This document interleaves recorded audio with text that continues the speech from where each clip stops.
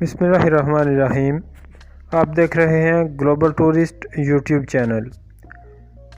इस वक्त मैं पाकिस्तान के दिल यानी लाहौर में मौजूद हूँ।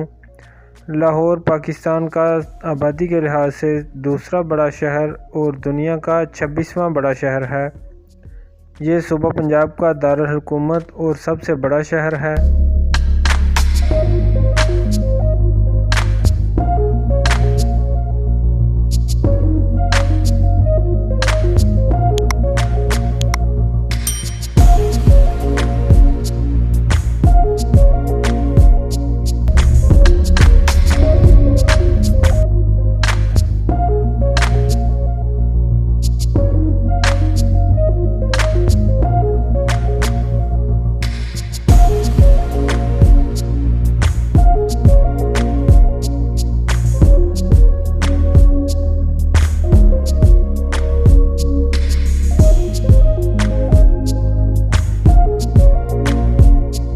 पाकिस्तान के मुख्तलिफ़ इलाक़ों के बारे में दिलचस्प और मालूमाती वीडियोज़ देखने के लिए हमारा चैनल सब्सक्राइब करें।